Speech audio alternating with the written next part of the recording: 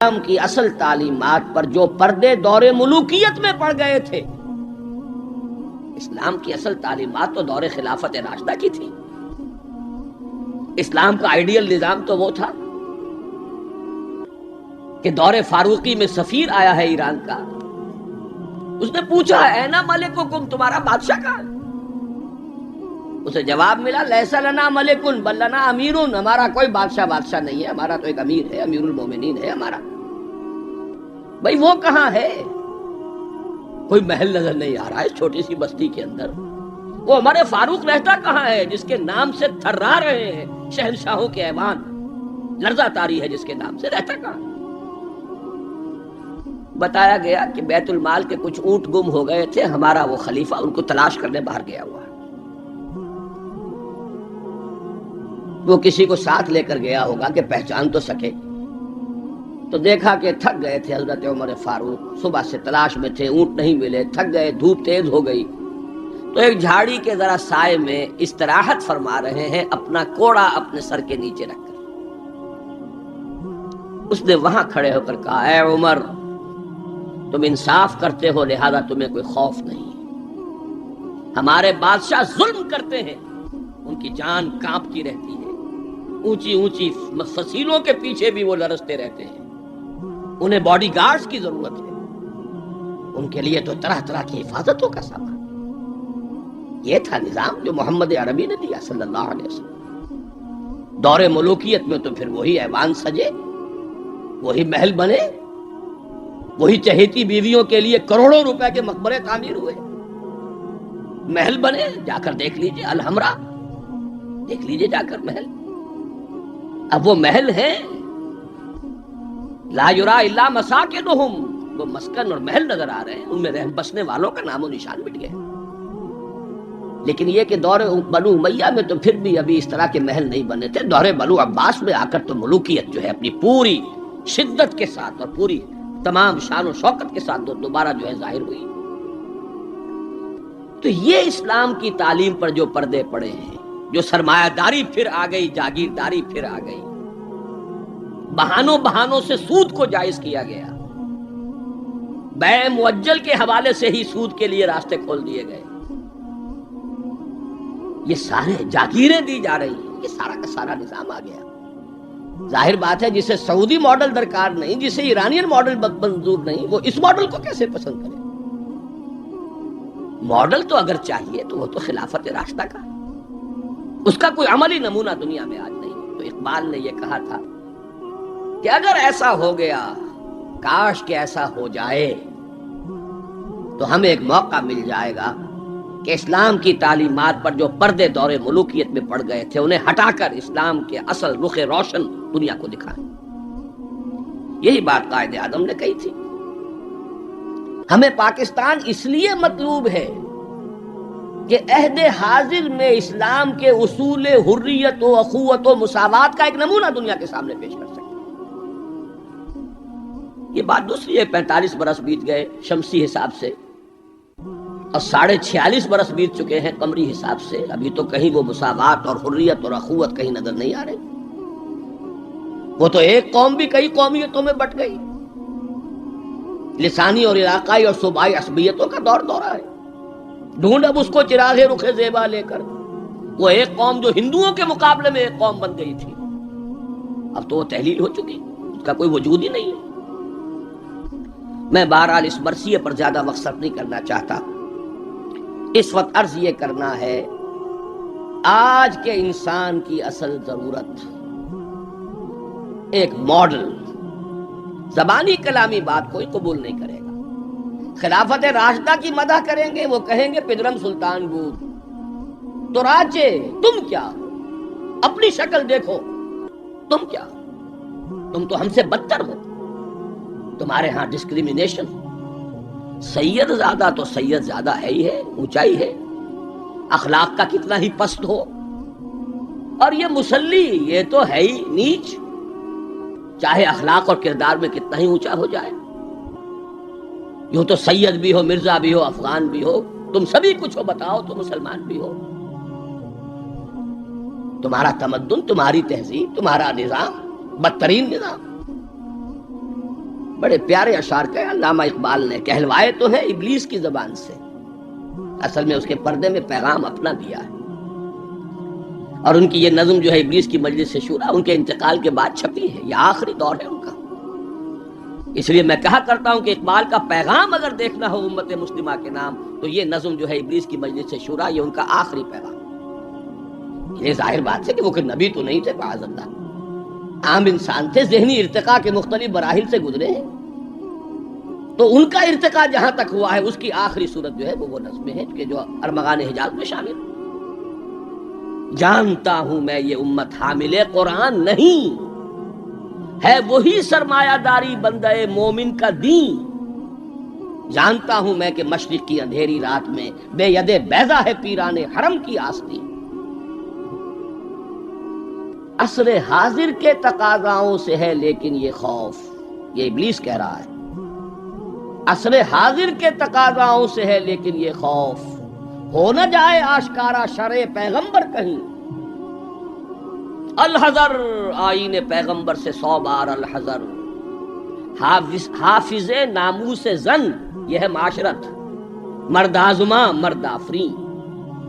موت کا پیغام ہر نوع غلامی کے لیے، نہ کوئی فغفور و خاکہ نہ گدائے رہنشین۔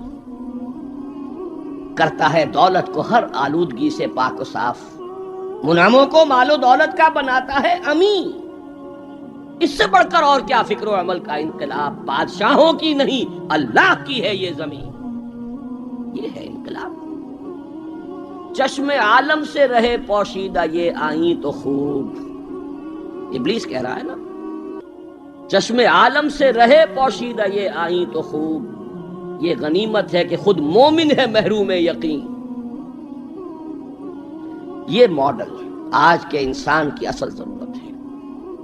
اب میں آپ کو بتاتا ہوں نبی اکرم صلی اللہ علیہ وسلم نے یہ ماڈل دیا کہ نہیں دیا۔ حضور صلی اللہ علیہ وسلم کا یہ ماڈل آج دنیا کا ہر باشعور انسان یہ ماننے پر مجبور ہے کہ آئیڈیل ماڈل، بدترین دشمنوں نے اقرار کیا۔ ایم این رائے 1920 میں لیکچر دیا اس نے، ہسٹوریکل رول آف اسلام، لاہور میں دیا، وہ کتاب اب بھی بھارت میں چھپتی ہے۔ اس نے کہا کہ تاریخ انسانی کا عظیم ترین انقلاب وہ ہے جو محمد نے برپا کیا صلی اللہ علیہ وسلم۔ گاندھی نے 1937 میں جب پہلی مرتبہ ہندوستان میں انگریزوں نے ہمیں کچھ تھوڑی سی سیلف گورنمنٹ دینی شروع کی تھی، 35 کا ایکٹ جو ہے گورنمنٹ آف انڈیا ایکٹ 1935، اس کے نتیجے میں پھر الیکشنز ہوئے سن 36 میں، اور پھر وزارتیں بنی اور پورے ہندوستان میں کانگریس کی وزارت۔ ہریجن میں مقالہ لکھا گاندھی نے اور اپنے ان وزیروں کو کہا، ہدایت کی کہ ابو بکر اور عمر کے ماڈل کو سامنے رکھنا۔ میں تمہارے سامنے ابو بکر اور عمر کی مثال پیش کروں۔ مجھے ایک واقعہ اور یاد آیا ہے، یہ تو چیز چھپی ہوئی ہے، ہریجن کا مقالہ ہے، اس کو تو کوئی شخص ویریفائی کر سکتا ہے۔ ایک واقعہ جو ہے یہ ایک روایت ہے۔ میں جب پہلی مرتبہ حیدرآباد دکن گیا تھا، یہ آج سے کوئی 10 سال پہلے کی بات ہے، وہاں ایک مولانا ابوالکلام آزاد انسٹیٹیوٹ ہے، اس میں میری ایک تقریر تھی، کھچا کھچ بھرا ہوا ہال۔ ایک صاحب جو گورنر رہے تھے، پرانے کانگریسی، بوڑھے 80 برس کی عمر کے گورنر رہے تھے بہار کے، بھی نام مجھے اس وقت ذہن سے اتر گیا ہے، وہ ان کی صدارت تھی۔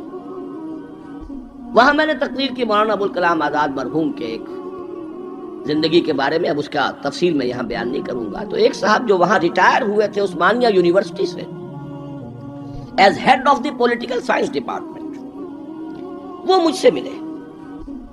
انہوں نے ایک تو مجھے یہ کہا کہ آج تک ابوالکلام کے بارے میں اگرچہ میں نے 20 لوگوں کو پی ایچ ڈی کرا دی ہے مولانا ابوالکلام آزاد کی زندگی اور ان کے خیالات، افکار، نظریات، ان پر 20 کو میں نے پی ایچ ڈی کرائی ہے اپنی نگرانی میں، لیکن اتنا کلیئر کانسیپٹ میرے سامنے ابوالکلام کا آج تک نہیں تھا۔ اور وہ 2 جملے میں بیان کر دیتا ہوں۔ میں نے یہ کہا کہ ابوالکلام کی زندگی کے 2 دور تھے، 1912 سے لے کر کا اور 1920 تک کا ابوالکلام یہ تسلسل تھا تحریک شہیدین کا. سید احمد بریلوی رحمۃ اللہ علیہ اور شاہ اسماعیل شہید رحمہ اللہ، ان کی جو تحریک جہاد تھی اس کا معنوی تسلسل ہے ابوالکلام الہلال اور البلاغ والا ابوالکلام. لیکن پھر 1920 میں اس نے ہمت ہار دی، ماحول سے تعاون نہیں ملا، مخالفت ہوئی علماء کی طرف سے. اس کھاتے کو بند کر کے حزب اللہ کا کھاتا، حکومت الہیہ کے قیام کی جد و جہد، یہ چیپٹر کلوز کیا ابوالکلام. 1920 سے لے کر اور پھر 1958 تک، اپنے انتقال تک کا یہ جو دور ہے ابوالکلام کا، یہ ہے 1857 کی جنگ آزادی کا تسلسل. اگر آپ کے ذہن میں اپنی پچھلی صدی کی یہ دو تحریکیں ہوں، 1930 کی جو تحریک تھی 1830 کی، 1826 سے لے کر 1831 میں پھر شہادت ہوئی ہے بالا کوٹ میں، یہ جو تحریک تھی اس کا تسلسل ہے الہلال اور البلاغ والا ابوالکلام. 1857 میں جنگ آزادی تھی، انگریز کے خلاف بغاوت، اسے غدر کہتے تھے، اب جنگ آزادی کہتے ہیں.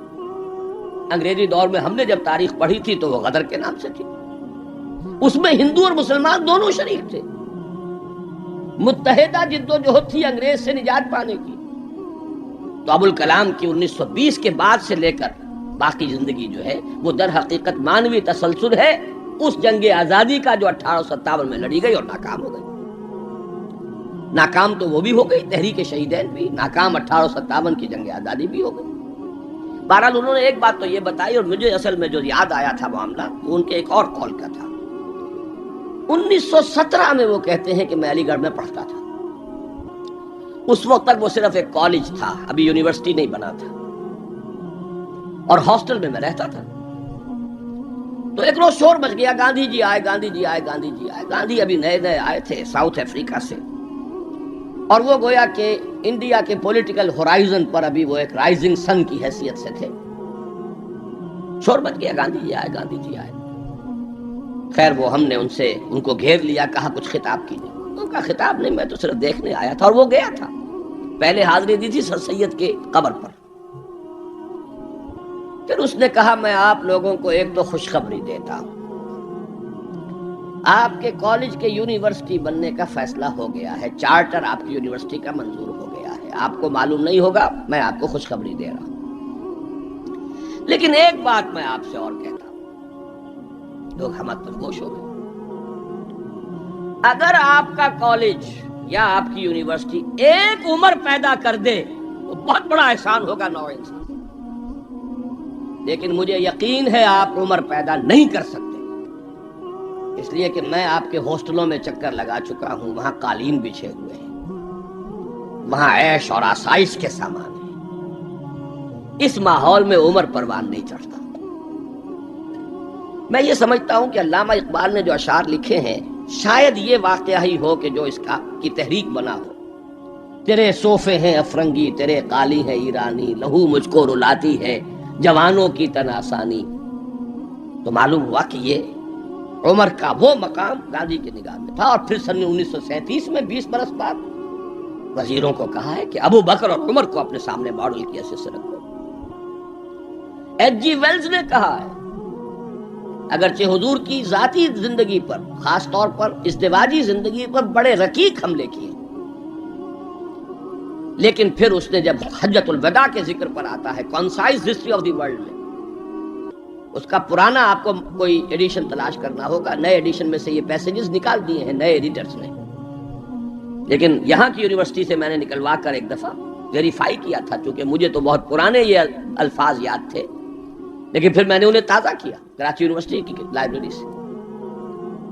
اس میں وہ لکھتا ہے، وہ حضور کے خطبے کے الفاظ نقل کر کے، لا فضل لعربی علی عجمی ولا لعجمی علی عربی ولا لاحمر علی اسود ولا لاسود علی احمر الا بالتقوی کلکم بنو آدم وآدم من تراب. اس کا ترجمہ دے کر پھر لکھتا ہے کہ اگرچہ ہیومن فریٹرنیٹی، فریڈم اور ایکویلٹی کے سرمنز تو پہلے بھی بہت کہے گئے تھے، جیزس آف نزارت کے ہاں حضرت مسیح کا تذکرہ کر رہا ہے، جیزس آف نزارت کے ہاں بھی سرمنز تو بہت ہیں، لیکن یہ ماننا پڑتا ہے کہ تاریخ انسانی میں پہلی مرتبہ محمد نے ان اصولوں پر ایک معاشرہ قائم کر کے دکھایا۔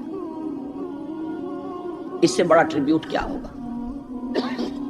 اور دشمن ہے، ذاتی اعتبار سے حملے کر رہا ہے، رقیق حملے کر رہا ہے، استہزاء کر رہا ہے یہ تعدد ازدواج کا، لیکن یہ بات ماننے پر مجبور ہے کہ انسانی تاریخ میں پہلی مرتبہ انسان کی حریت، اخوت اور مساوات کے اصولوں پر مبنی ایک نظام قائم کیا محمد صلی اللہ علیہ وسلم۔ اور نوٹ کیجئے یہی 3 الفاظ قائد اعظم نے استعمال کیے تھے۔ ہم پاکستان اس لیے چاہتے ہیں کہ عہد حاضر میں اسلام کے اصول حریت و اخوت و مساوات کا ایک نمونہ دنیا کو دکھائے۔ اسی طرح پھر ڈاکٹر مائیکل ہارٹ کی دی 100 مشہور کتاب ہے۔ بہرحال یہ ماڈل، یہ رحمت محمد الرسول اللہ صلی اللہ علیہ وسلم انسان کو عطا کر چکے ہیں، اور اپنے تو بہرحال مدح کریں گے ہی، اپنوں کی تو آنکھ محبت اور عقیدت کی آنکھ ہے، لیکن میں نے یہ گواہیاں دی ہیں اغیار کی، دشمنوں کی۔ اب آئیے دوسری آیت کی طرف۔ لقد کان لکم فی رسول اللہ اسوۃ حسنہ، یہاں خطاب ہو رہا ہے تمہارے لیے اللہ کے رسول کی زندگی میں، اللہ کے رسول کی شخصیت میں ایک عمدہ نمونہ ہے۔ پہلے تو غور کیجئے لکم سے مراد کیا ہے؟ یہاں خطاب مسلمانوں سے ہے، یہاں پوری نوع انسانی سے نہیں ہے، یہ فرق ہے، نوٹ کر لیجئے۔ پہلی آیت کے مقابلے میں خطاب کا رخ اس آیت میں یہ محدود ہے، مسلمانوں کی طرف خطاب۔ اے مسلمانوں، تمہارے لیے رسول کی شخصیت میں ایک عمدہ نمونہ ہے۔ آپ کہیں گے کس دلیل سے یہ کہہ رہے ہیں؟ اسی آیت کا جو دوسرا ٹکڑا ہے وہ عام طور پر پڑھا نہیں جاتا۔ لقد کان لکم فی رسول اللہ اسوۃ حسنۃ لمن کان یرجو اللہ والیوم الآخر وذکر اللہ کثیرا، اس شخص کے لیے اسوہ ہے حضور کی زندگی اور شخصیت جو 3 شرطیں پوری کرے، جیسے کہ قرآن مجید خود اپنے بارے میں کہتا ہے ہدی للناس شہر رمضان الذی انزل فیہ القرآن ہدی للناس وبینات من الہدی والفرقان، لیکن سورہ بقرہ ہی کے شروع میں کہتا ہے ہدی للمتقین۔ ستیارتھ پرکاش کے مصنف نے سوامی دیانند سرسوتی نے تو اعتراض کیا تھا اس پر۔ 14واں باب، بدنام زمانہ 14واں باب یاد ہوگا۔ اس کا حل کیا ہے اس اشکال کا؟ قرآن اپنی جگہ ہدایت ہے پوری نوع انسانی کے لیے تا قیام قیامت، لیکن اس سے استفادہ وہی کرے گا جس میں استفادے کی پیاس اور طلب، پیاس ہی نہیں، بہترین مشروب رکھ دیجئے پیے گا نہیں انسان، بھوک نہیں، بیماری کی وجہ سے ذائقہ منہ کا خراب ہے۔ آپ نے دیکھا ہوگا ماؤں کو بیچاریاں بچوں کی کیسی کیسی خوش آمدیں کرتی ہیں، بیٹے کچھ کھا لو، یہ کھا لو، وہ کھا لو، یہ، لیکن اس کا منہ کا ذائقہ بگڑا ہوا کچھ نہیں کھاتا، بھوک مری ہوئی ہے کچھ نہیں کھاتا۔ تو جس میں ہدایت کی طلب نہیں ہوگی قرآن اس کو ہدایت نہیں دے گا۔ اپنی جگہ ہدی للناس، استفادے کے لیے شرط ہے، پیاس ہو طلب ہو تب۔ اسی طرح حضور کی زندگی اسوہ کاملہ، اپنی جگہ مکمل ہر اعتبار سے، لیکن اس سے استفادہ کرنے کے لیے 3 شرطیں ہیں۔ لقد کان لکم فی رسول اللہ اسوۃ حسنۃ لمن کان یرجو اللہ والیوم الآخر وذکر اللہ کثیرا، اس کے لیے اسوہ ہے کہ جو اللہ سے ملاقات کا امیدوار ہے، یوم آخرت پر یقین رکھتا ہے، حساب کتاب کا یقین ہے، اور اللہ کا ذکر کرتا ہو کثرت کے ساتھ، اس کے لیے اسوہ۔ بہت اہم ہے یہ نقطہ جو عام طور پر اس آیت کا دوسرا ٹکڑا جو ہے وہ سنایا ہی نہیں جاتا۔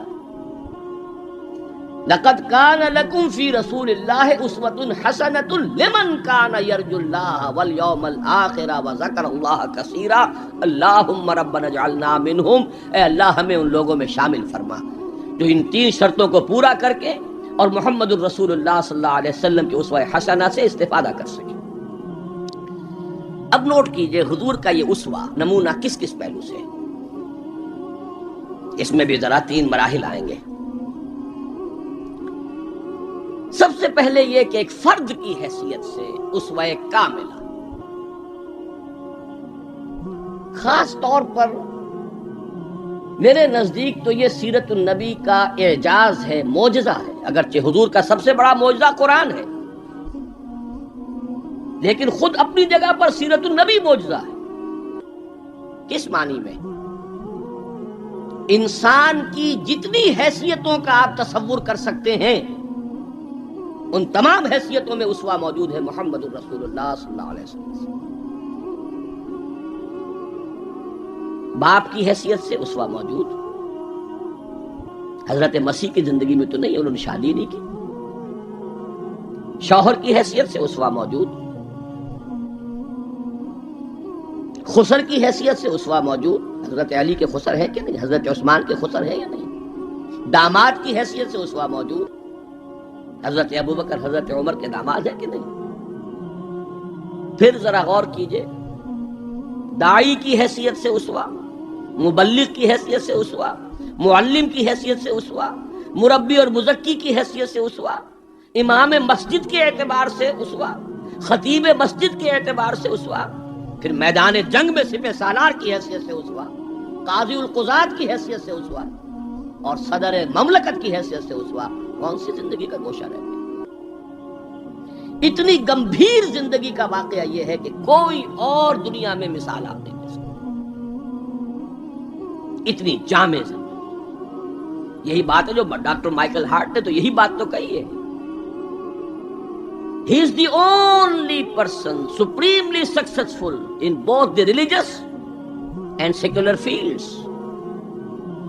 باقی عظیم شخصیتیں ایسی ہیں یا مذہب و اخلاق اور روحانیت کے میدان میں بلند نظر آئیں گی تو دنیا اور سیاست اور مملکت اور ریاست اور سپہ سالاری میں زیرو۔ گوتم بدھ کا ادھر اونچا مقام ہے، ادھر زیرو۔ حضرت مسیح کا ادھر اونچا مقام، ادھر زیرو۔ حضرت مسیح ابھی آئیں گے، دوسرا میدان بھی، اس میں بھی ان کی جولانیاں ہوں گی، لیکن اس وقت تک دنیا جس مسیح سے واقف ہے ان کی زندگی میں تو دوسرا کھاتا ہی نہیں ہے، کھانا کھلا ہی نہیں۔ اور ادھر آئیے سکندر اعظم کہاں میکڈونیا سے چلا ہے اور بیاس تک پہنچ گیا ہے 3 سال کے اندر اندر، لیکن روحانیت اور مذہب اور اخلاق کے معاملے میں زیرو سے کام نہیں چلتا، کوئی مائنس ویلیو لانی پڑے گی۔ اسی طرح اٹیلا، اسی طرح چنگیز خان۔ ایک ہی شخصیت ہے، the only person supremely successful in both the fields, گویا کہ ہر اعتبار سے اسوہ کاملہ۔ یہاں بھی ایک نقطہ ذرا سی ڈائگریشن ہے۔ ایک پہلو ایسا ہے انسانی زندگی کا جس میں حضور اس کی شخصیت یا آپ کی سیرت اسوہ نہیں ہے۔ آدمی چونک جائے گا، اسے شاید توحید پر محمول کرے، لیکن ہے۔ اور وہ شخصیت کا پہلو ہے ایک عورت کی حیثیت سے، بیوی کے لیے اسوہ، ماں کے لیے اسوہ، کہاں سے آئے گا؟ آخر آدھی انسانیت ہے، نصف بہتر حیات آپ تو کہتے ہیں، دی بیٹر ہاف، اس کے لیے اسوہ، اس کی نسوانی زندگی کے اعتبار سے اسوہ کا۔ دیکھیے یہی نقطہ ہے، نوٹ کر لیجئے، دل پر لکھ لیجئے۔ یہی وجہ ہے کہ جس سورہ مبارکہ میں یہ آیت آئی ہے لَقَدْ كَانَ لَكُمْ فِي رَسُولِ اللَّهِ أُسْوَةٌ حَسَنَةٌ، اسی میں فرمایا گیا اے نبی کی بیویوں تمہیں اسوہ بننا ہے پوری نوع انسانی۔ یا نساء النبی لستن کاحد من النساء، اے نبی کی بیویوں تم عام عورتوں کے مانند نہیں۔ نبی کی زندگی میں جو خلا ہے، اس لیے کہ وہ مرد ہے، اسوہ کے اعتبار سے جو خلا رہ گیا ہے اسے تمہیں پر کرنا ہے۔ انما یرید اللہ لیذھب عنکم الرجس اہل البیت ویطہرکم تطہیرا، اللہ چاہتا ہے کہ تم سے ہر طرح کی گندگی آلائش کو خوب دھو کر پاک کر دے، تطہیر جتنا کہ تطہیر کا حق ہے بتمام و کمال تمہاری شخصیتوں میں پورا ہو جائے، اس لیے کہ تم پوری امت کے لیے، نوع انسانی کے لیے اسوہ کی وہ کمی کہ جو سیرت محمدی میں ہے صلی اللہ علیہ وسلم، اس خلا کو پر کرنے والی بنو گی۔ بہرحال انفرادی حیثیت میں گمبھیر ترین اسوہ حضور کی زندگی میں موجود، اسی کا ایک رخ اور بھی ہے انفرادی زندگی کا، اور وہ ہے اخلاقیات۔ حضور کا اپنا قول ہے، انما بعثت لاتمم مکارم الاخلاق، مجھے اس لیے بھیجا گیا ہے، مبعوث کیا گیا ہوں تاکہ اخلاق کی بہترین جو بلندیاں ہیں ان کی تکمیل کر دوں، اتمام کر دوں۔ اس کا مفہوم کیا ہے، اس کو سمجھ لیجیے۔ علیحدہ علیحدہ انڈیویجول ایتھیکل ویلیوز، اخلاقی قدریں مختلف انبیاء کی زندگی میں اپنے نقطۂ عروج کو پہنچ چکی تھی۔ صبر میں حضرت ایوب سے آگے کس کا مقام ہوگا؟ ان کے تو نام کا جز ہے ایوب صابر، محاورہ ہے صبر ایوب۔ تسلیم میں حضرت اسماعیل سے آگے کون جائے گا جو گردن رکھ رہا ہے، ابا جان چلائیے چھری، ستجدنی انشاءاللہ من الصابرین۔ سر تسلیم خم ہے جو مزاج یار میں آئے، اس سے کوئی اونچا مقام ہوگا؟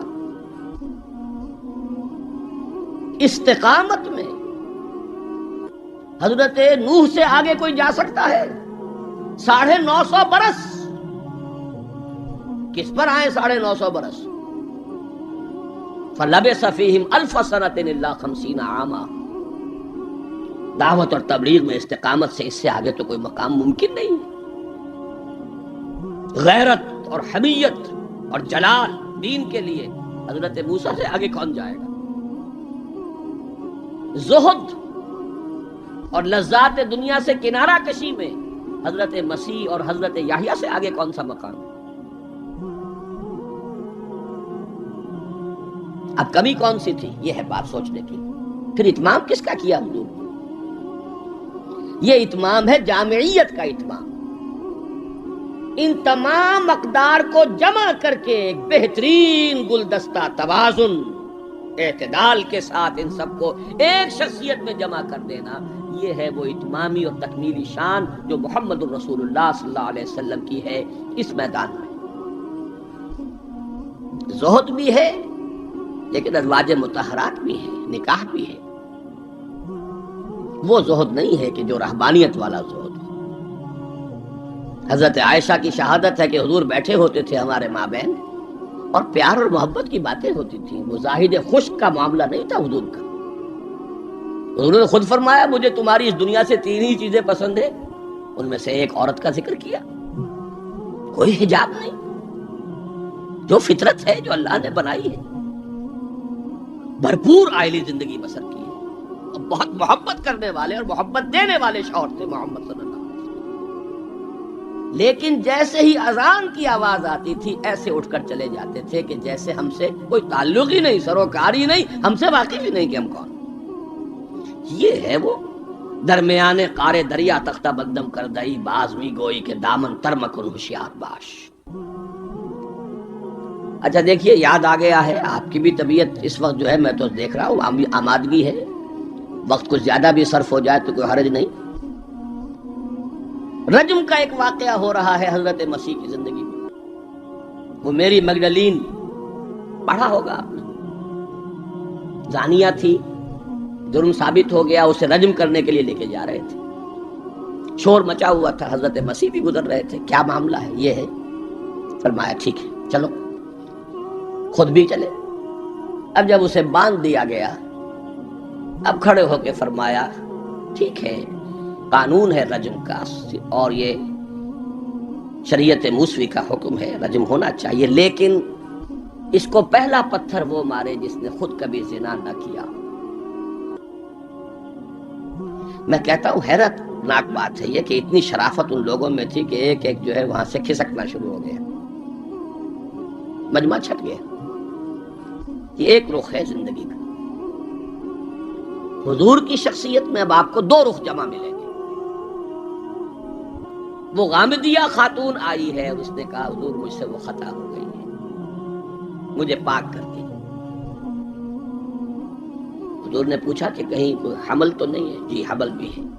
تو جاؤ، جرم تمہارا ہے، اس جان کا کیا جرم ہے جو تمہارے پیٹ میں ہے؟ وضع حمل کے بعد آنا۔ اب آئی ہے وہ وضع حمل کے بعد، بچہ گود میں ہے۔ حضور وہ مرحلہ طے ہو گیا، مجھے پاک کر دیجیے، رجم کر دیجیے، میں پاک ہو جاؤں، دنیا کی سزا میں بھگت لوں گی، آخرت میں اللہ مجھے بچا۔ فرمایا ابھی تو اس بچے کی زندگی تمہارے ساتھ وابستہ ہے، جاؤ دودھ پلاؤ۔ کچھ دنوں کے بعد پھر آئی ہے، بچے کے ہاتھ میں روٹی کا ٹکڑا ہے، کھا رہا ہے۔ فرمایا ہاں اب ٹھیک ہے، لے جاؤ اس کو رجم کر دو، اللہ کا حکم ہے۔ لا تاخذکم رافت فی دین اللہ ولا تاخذکم بہما رافت فی دین اللہ، اللہ کا حکم ہے، کرنا ہوگا، چاہے اپنے سینے پر پتھر رکھنا پڑے، اب رجم کرنا ہوگا۔ لیکن جب رجم ہو گیا ہے اور وہ خاتون جو ہے ان کا انتقال ہو گیا، کسی کی زبان سے نکل گیا کتنی بے حیا عورت تھی، حضور نے ڈانٹ دیا، نہیں، اس عورت نے وہ توبہ کی ہے کہ اگر تمام مدینے والوں پر تقسیم کر دی جائے تو سب کی نجات کا ذریعہ بن جائے۔ یہ توازن ہے، حکم رب کا نفاذ بھی ہے، اس میں اپنی ذاتی شفقت کو آڑے نہیں آنے دینا ہے، لیکن یہ نہیں ہے کہ اس سے کوئی سوء ظن ہو۔ مریض سے دشمنی نہیں ہوتی، مرض سے دشمنی ہوتی، مریض سے تو ہمدردی ہوتی، اور اس نے تو وہ توبہ کی ہے۔ بہرحال انفرادی سطح پر میں نے ایک تو عرض کیا کہ اسوہ محمدی کی جامعیت کبریٰ، نمبر 2 اخلاقی میدان میں تکمیل، یعنی تمام جتنی اخلاقی اقدار ہیں بلند اور اعلیٰ، ان کا مجموعہ حسین گلدستہ، جس میں ہر شے اپنے اپنے مقام پر صحیح توازن اور اعتدال کے ساتھ ہے۔ یہ ہے خاص معاملہ محمد الرسول اللہ صلی اللہ علیہ وسلم۔ دوسرا اسوہ حضور کا وہ میں بیان کر چکا، ایک ماڈل پیش کر دیا، نوع انسانی کے لیے ایک ماڈل، وہ نظام قائم کیا، کس نے کیا؟ محمد الرسول اللہ نے کیا صلی اللہ علیہ وسلم۔ اگرچہ یہ نوٹ کر لیجئے کہ اس ماڈل کا جو اصل ہے دور، وہ ہے دور فاروقی۔ یہاں بھی کہیں آپ یہ نہ کہیں توہین کر رہا، دور نبوی نہیں ہے اس کا ماڈل۔ کیوں؟ حضور کی حیات طیبہ میں تو ابھی انقلابی عمل جاری تھا، ریولوشنری پروسیس تھا اپنے پورے جوبن کے اوپر، نظام قائم ہوا اور آپ کا انتقال ہو گیا، بلکہ آپ نے خود چوز کیا ہے۔ اللہم فی الرفیق الاعلیٰ، اے اللہ بس میرا کام پورا ہو گیا، اب میں مزید یہاں رہنے کو تیار نہیں، خود خطبہ دیا آپ نے۔ بلکہ اسے اگر سوء ادب نہ سمجھا جائے تو میرے دل میں تو ایک بات ہے کہ اگر حضور کے قدموں میں اللہ نے پہنچا دیا میدان قیامت میں یا عالم آخرت میں، تو شکوہ کروں گا کہ حضور آپ نے جلدی کی۔ ابھی جو عرب ایمان لائے تھے یدخلون فی دین اللہ افواجا، ابھی ان کی کچھ اور تربیت آپ فرماتے، کچھ اور دن آپ دنیا میں قیام فرماتے۔ چوائس ہوتا ہے نبی کا، یہ تو حضور کی حدیث ہے۔ انبیاء کا معاملہ خاص ہے کہ جب وقت آ جاتا ہے اس وقت انہیں چوائس دے دیا جاتا ہے، ابھی مزید رہنا چاہتے ہیں تو رہیے، اور اگر واپس آنا چاہتے ہیں تو ٹھیک ہے، آپ کا وہ وقت جو ہے ہو چکا۔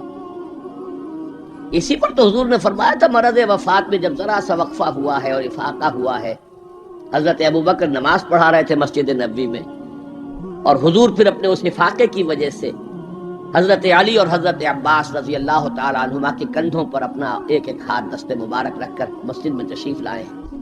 حضرت ابوبکر ہٹنے لگے پیچھے، جب آپ امامت فرمایا آپ نے اشارے سے کہا نہیں تم امامت کرو۔ حضرت ابوبکر کے پہلو میں بیٹھ گئے، کھڑے نہیں رہ سکے۔ اب آپ نماز پڑھ رہے تھے، حضرت ابوبکر آپ کی اقتدا کر رہے تھے، اور باقی پوری جماعت حضرت ابوبکر کی اقتدا کر رہے تھے۔ یہ خاص نماز ہے، یہ ایک ہی نماز ہے بس جو اس رنگ میں پڑھی گئی۔ اس نماز کے بعد آپ نے خطبہ دیا۔ اللہ نے اپنے ایک بندے کو یہ اختیار دیا ہے، چاہے وہ دنیا میں رہے اور چاہے وہ واپس آ جائے، بندے نے اللہ کی طرف لوٹنے کو قبول کر لیا۔ حضرت ابو بکر رو پڑے، باقی صحابہ نہیں سمجھے کہ یہ تو ایک خاص بات کہی جا رہی ہے، کسی اور کی حکایت ہے، کیا ہے۔ حضرت ابو بکر رو پڑے، سمجھ گئے کہ معاملہ کیا ہے۔ اب آپ نے فیصلہ کر لیا مراجعہ۔ بہرحال میں یہ عرض کر رہا تھا کہ حضور کی حیات طیبہ بہت گمبھیر انقلابی عمل ہے جو اس کے اندر چھایا ہوا ہے، اس میں پھر ابھی اس نظام کی برکات جو ہے وہ نمایاں نہیں ہے، موجود ہے، نمایاں نہیں ہے۔ اسی طرح حضرت ابو بکر کے کل 2.25 سال، اور وہ بھی جس انقلاب کی تکمیل حضور نے کر دی تھی، اس کے خلاف جو کاؤنٹر ریولوشنری موومنٹس اٹھی ہیں ان کو کرب کرنے میں سارا وقت صرف ہو گیا۔ مسیلمہ کذاب اٹھ کھڑا ہوا ہے، فلاں جو ہے یہ نبیہ بن کر دعوے دار بن کر کھڑی ہو گئی ہے، اس نبی اور نبیہ کا نکاح بھی ہو گیا ہے، ایک طوفان۔ منکرین زکوٰۃ کھڑے ہو گئے ہیں، اور شاید آپ نے کبھی نوٹ نہ کیا ہو، نوٹ کر لیجئے، یہ سورت تو آپ پڑھتے ہی ہیں، اذا جاء نصر اللہ والفتح ورأیت الناس يدخلون فی دین اللہ افواجا، لیکن یہ کہ اس کی ایک برعکس تصویر بھی ہے، وہ دیکھ لیجئے کہ حضور کے انتقال کے بعد وہ جو فوج در فوج آئے تھے، فوج در فوج نکل بھی گئے تھے، یخرجون من دین اللہ افواجا، اور دارالاسلام جو ہے وہ صرف مدینہ تک محدود ہو کر رہ گیا تھا۔ حضرت ابو بکر کی فضیلت جو ہے در حقیقت اسی سے ظاہر ہوتی ہے، with an iron fist and with an iron will، جس طرح آپ نے مقابلہ کیا ہے اور کرش کر دیا ہے ان تمام جو بھی قوتیں اٹھی۔ حضرت عمر تک گھبرا رہے ہیں، مشورہ دے رہے ہیں کہ دیکھیے ایک دم 3 محاذ نہ کھول لیجئے، حالات بڑے خراب ہیں، بڑے نازک ہیں، آپ نہ تو جیش اسامہ کو روک رہے ہیں، ٹھیک ہے آپ کا کہنا ہے کہ جس لشکر کا علم جو ہے حضور نے عطا کر دیا ہو، میں کیسے اس لشکر کو روک لوں؟ پھر آپ مدعیان نبوت کے خلاف بھی لشکر بھیج رہے ہیں، وہ بھی سمجھ میں آتا ہے، وہ تو کافر ہو گئے، مرتد ہو گئے، لازماً ان کے خلاف تو جہاد کرنا ہے، لیکن کم سے کم ان زکوٰۃ کا انکار کرنے والوں کے معاملے میں سوچئے، نرمی کیجئے، تیسرا محاذ نہ کھولیے۔ انہوں نے نہ کسی نئے نبی کی دعوت کو قبول کیا ہے، نہ وہ ابھی نماز کا انکار کر رہے ہیں، بلکہ زکوٰۃ بھی یہ نہیں کہتے کہ ہم نہیں دیں گے، صرف یہ کہتے ہیں کہ ہم حکومت کو نہیں دیں گے، تو تھوڑی سی نرمی کیجئے۔ حضرت عمر کو ڈانٹ پلائی ہے حضرت ابو بکر نے، اے عمر تم دور جاہلیت میں تو بڑے سخت تھے اور بڑے ہمت والے تھے، اسلام میں آ کر کمزور ہو گئے۔ اور پھر وہ تاریخی الفاظ کہے ہیں، ایبدل الدین وانا حی، کیا دین کے اندر ترمیم ہوگی جبکہ میں ابھی زندہ ہوں؟ میری زندگی میں دین میں ترمیم نہیں ہو سکتی، خدا کی قسم اگر کسی اور نے میرے ساتھ نہ دیا تنہا جاؤں گا اور ان مانعین زکوٰۃ سے جہاد کروں گا۔ یہ آئرن ول اور آئرن فسٹ ابو بکر، رقیق القلب نحیف الجثہ انسان۔ لہذا اس 2.25 سال میں بھی اصل جو برکات ہیں ان کا ظہور نہیں ہو پا رہا۔ اصل میں جسے انگریزی میں آپ کہتے ہیں للی ان بلوم، یہ گلاب کا پھول پوری طرح کھل کر جو سامنے آیا ہے وہ دور فاروقی ہے رضی اللہ تعالی عنہ، اس کی وہ شانیں ہیں۔ وہ سفیر کا واقعہ سنا چکا ہوں، حریت کا معاملہ دیکھیے کہ سعد ابن ابی وقاص کے بارے میں پرچہ نویس نے اطلاع دی ہے ایران سے، گورنر ہے ایران کے حضرت سعد ابن وقاص، اور گورنر اس لیے ہے کہ خود فاتح ایران ہیں، یہ ریوڑیوں کی طرح بٹی ہوئی گورنریاں نہیں ہے کہ اس کو دے دو اس کو دے دو، جس کو چاہو دے دو، خود فاتح ایران سعد ابن ابی وقاص۔ اور آدمی کون ہے وہ؟ ایک ہی انسان ہے جس کے بارے میں حضور نے فرمایا، اے سعد تم پر میرے ماں باپ قربان۔ غزوہ احد میں جب لرغہ کیا ہے کفار نے اور حضور کو شہید کرنے کے لیے سرتوڑ کوشش کی ہے، اس وقت تیر اندازی کر رہے تھے حضرت سعد ابن ابی وقاص رضی اللہ تعالیٰ عنہ، یکی از عشرہ مبشرہ۔ اس وقت حضور نے کہا تھا تیر چلائے جاؤ اے سعد، تم پر میرے ماں باپ قربان۔ وہ سعد ہے کہ پرچہ نویس نے اطلاع دی ہے کہ سعد نے اپنے گھر کے باہر ایک ڈیوڑی بنا لی ہے، دربان کھڑا کر دیا ہے، حضرت بلال کو بھیجا ہے، خط میں ڈانٹ دی ہے، لیکن بلال کو حکم تھا کہ پہلے جا کر ڈیوڑی کو آگ لگا دینا، پھر یہ خط دینا سعد کو۔ نے آگ لگائی ہے، پھر جا کر یہ خط دیا ہے. خط میں لکھا ہے سعد لوگوں کو ان کی ماں نے آزاد جنا تھا، تم نے انہیں اپنا غلام کب سے بنا دیا. حریت کا اس سے اونچا تصور کوئی ہوگا؟ ایک عورت ٹوک رہی ہے